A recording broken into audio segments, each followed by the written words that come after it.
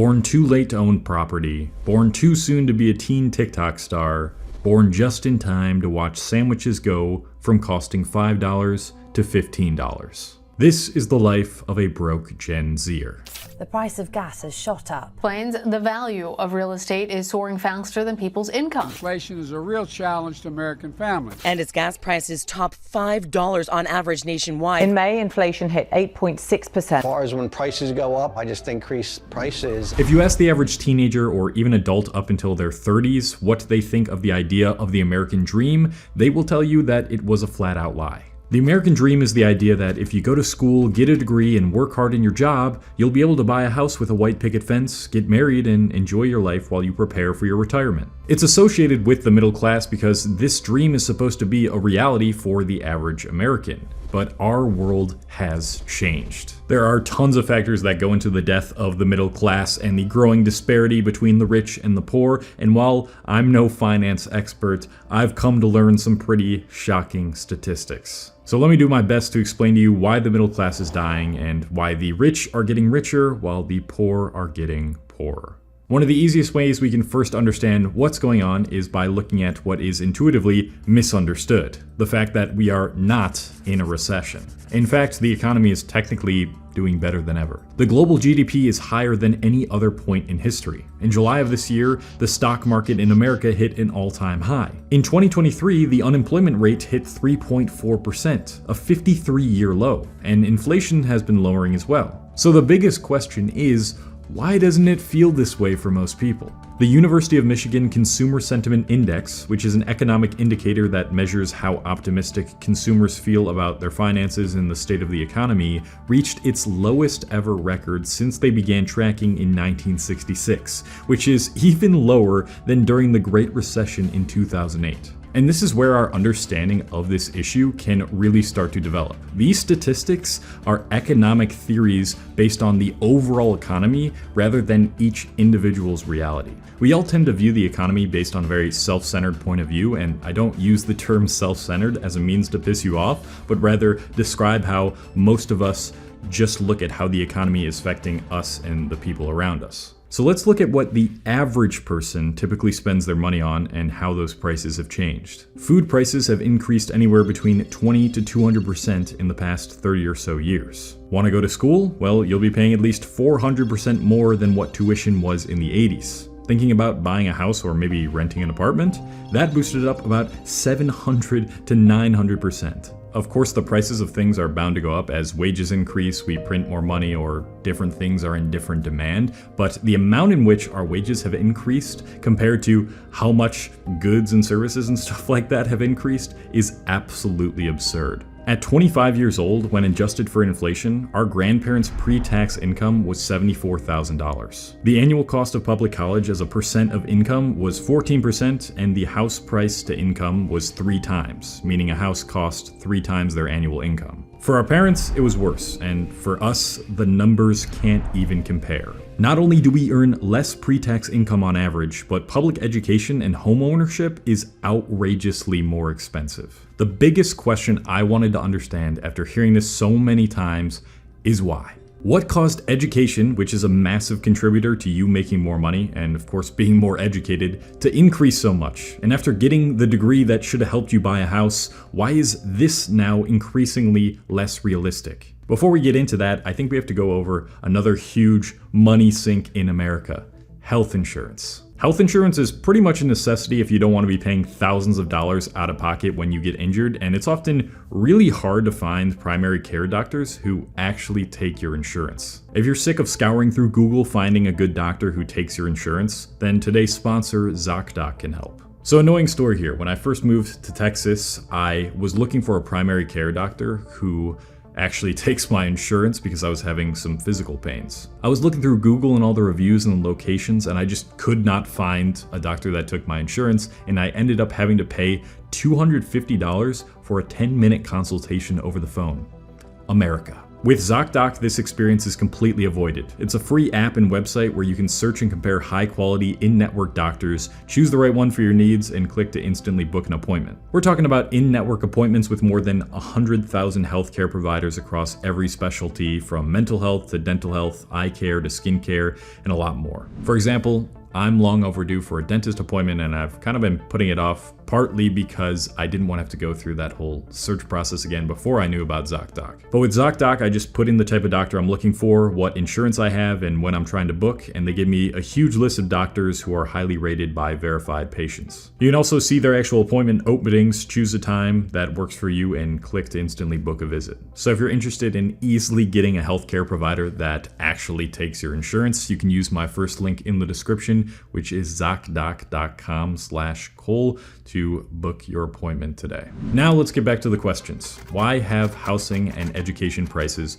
risen so much? Well, for education, there's individual things within this field specifically that only applies to itself, but really all these things are connected. Marketing and recruiting has gotten more expensive. Colleges are investing more in student experiences like extracurricular activities, and state and federal investment subsidies in higher education have been on a steep decline since the 2008 recession. Colleges are also artificially raising the price to look more competitive without really increasing admission rates all too much. But hey, there's some good news here. If your income is low enough, you can qualify for a scholarship. You know who doesn't qualify for that scholarship though? The middle class, which is basically just another word for poor now. But really what's happened in the past few years, the thing that's made the biggest impact, that has impacted not only just housing and education, is what happened in 2020. Right before the pandemic, interest rates were quite low, around 4%. So a lot of people locked in their home loans at this 4%. Then when COVID hit and people weren't working, the economy was about to go into a massive recession. The government had to do something, so what did they do? They printed $5 trillion in stimulus checks to make sure people would still spend money. Simply flooded the system with money. Yes, we did. That's another way to think about it. This shot inflation up to 7%, which then required the Federal Reserve to act. You see, when inflation gets too high, the Federal Reserve controls it by raising interest rates to slow the economy and inflation down. And when that happened, the people who already own their homes did not want to sell their homes because they couldn't get another home at an equivalent loan or price. So home inventories remained low and people were forced to fight for rentals. The supply and demand of homes has led rental prices to be higher than ever, and they were really already quite high. But it's not even only that, it's the artificial constraining of all goods and services from the few who control them, like major corporations and landlords, to create scarcity and see what the market will support. So where did all that stimulus money go? Did it help the economy? Well, it was in fact not spent to help stimulate the economy. Most of it was either saved or put into the stock market, which made the biggest companies in the world obscenely richer, resulting in the biggest wealth transfer in human history. The richest 1% gained nearly 2/3 of all new wealth created since 2020, which is almost twice as much money as the bottom 99% of the world's population. In 1989, the share of household wealth for those over 70 was 19%, and for those under 40, it was 12%. Now that number has risen to 30% for those over 70 and dropped to just 7% for those under 40. For the first time in US history, the top 1% now owns more wealth than the middle 60%. This signals an indisputable fact. If you owned a home, stocks, or capital, aka assets, before 2020, you're probably big chillin' with big bucks. But for everyone else, you've gotten royally screwed. But Cole, Gen Z are just drama queens. Yeah, kinda, but also no. Gen Z is living in unprecedented inequality, and that's where this feeling of the economy being in an awful state right now is coming from. It's because the majority of the people in the world are not reaping the benefits from a growing economy. But Cole, Gen Z are just lazy. I covered this in my burnout epidemic video, but I'll brush up upon it here. When you make an economy in which people have to work multiple soul-sucking jobs that are so detached from what we are naturally designed to do, with no real benefits just so they can pay for their bare necessities, and in some cases they can't even do that, it makes younger generations feel like there is zero real purpose behind working. People want to work, but they want their work to mean something, and they want their hard work to reap rewards, which it no longer does as much. I mean, you can barely pay for the bare essentials even if you are doing hard work. But their wages have gone up. Well, if you compare them to the S&P 500, aka the people with assets, the difference isn't even viewable. And so the new definition of the middle class is not living the American dream,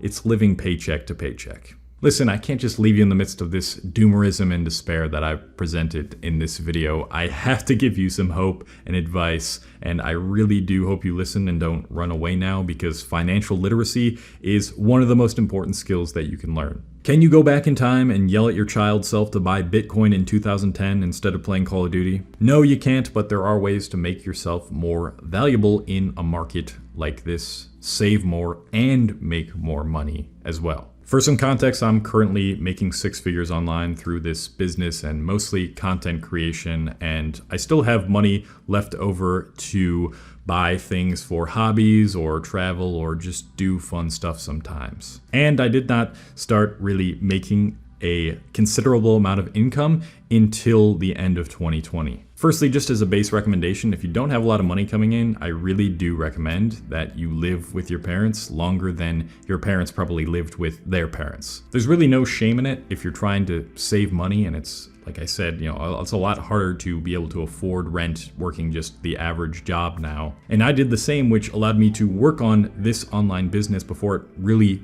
took off. And I did not move out and start renting until I had about 6 months to a year of saved income that I could use on rent. Next, you need to read a lot on financial literacy. A great place to start is The Psychology of Money by Morgan Housel. This will really help you understand why you think about money the way you do and what actually builds wealth. Then get into more books on financial literacy or YouTube videos. Again, this is imperative to learn in order to protect yourself from rich people or become one of those rich people, but hopefully in a much better way than most people become rich. I'll leave some resources linked in the description below. Then once you've built up some money in a skill that the market deems valuable, you need to start investing in assets as soon as you possibly can. Are we making the rich richer by investing in these companies on their public stock market?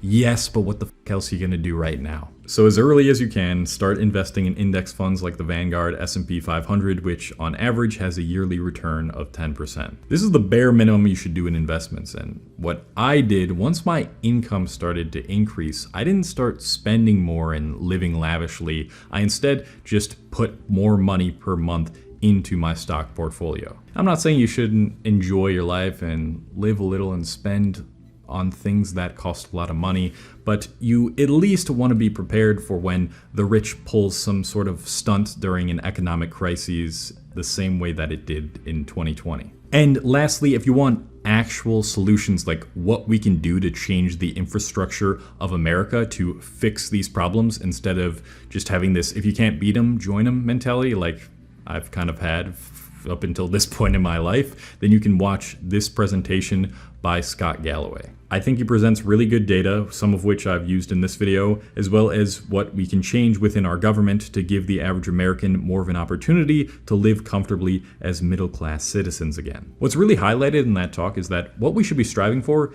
isn't a better economy per se, but rather a more equal economy that doesn't just reward the 1%. I understand, I feel like I've only gone over the bare minimum here now, but that's really all I can say. And the last thing I want to say from myself, I didn't have a lot of money when I was a teenager. I just decided to start this YouTube thing and worked very hard, and it did end up paying off in the end. And I worked in this kind of capitalist economy and made it work for me.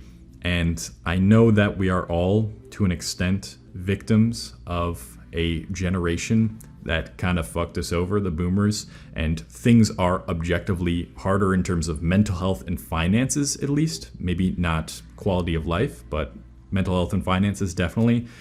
Regardless of that fact, man, I just can't play the victim. You can't play the victim. You cannot let them win. You cannot let them laugh at your poor ass self as you struggle to make ends meet every single day.